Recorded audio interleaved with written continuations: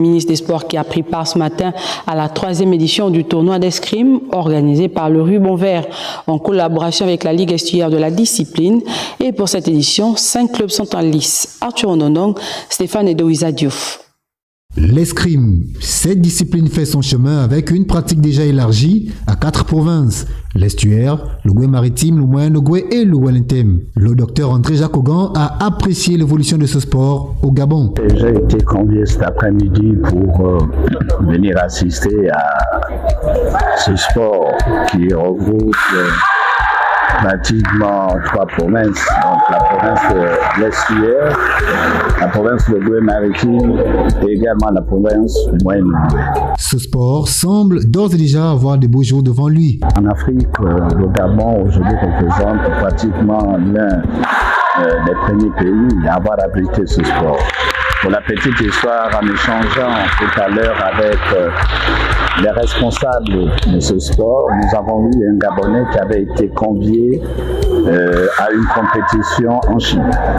Et ce Gabonais est arrivé jusqu'en 8e de finale. Nous, au niveau du ministère des Sports, nous comptons dans les tout prochains jours accompagner les responsables de ce sport pour qu'ils aient leur agrément technique, mais également qu'ils puissent multiplier davantage certaines ligues à l'intérieur du pays afin d'avoir une fédération. Au niveau mondial, le Gabon reste sur une participation honorable au championnat du monde d'escrime militaire organisé en 2019 à Yuan en Chine. La sélection gabonaise avait atteint le stade des quarts de finale.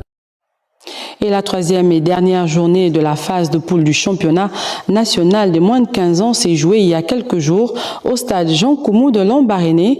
4 matchs étaient au programme et l'on connaît désormais les 4 sélections provinciales qualifiées pour les demi-finales. Charles Ogoula.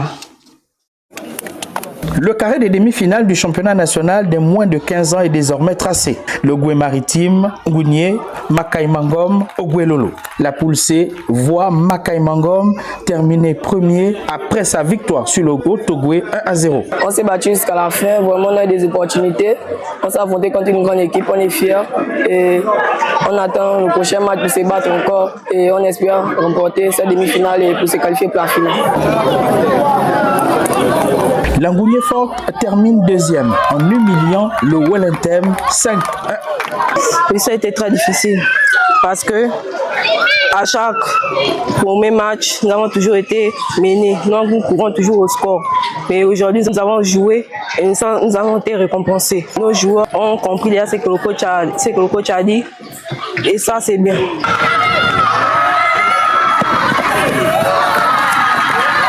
Le Goué maritime dans la poule A et le Ogoué-Lolo dans la poule B sont qualifiés depuis la 2e journée. La qualité de jeu va monter d'un cran ce jeudi pour les rencontres des demi-finales pour que vive le football des jeunes.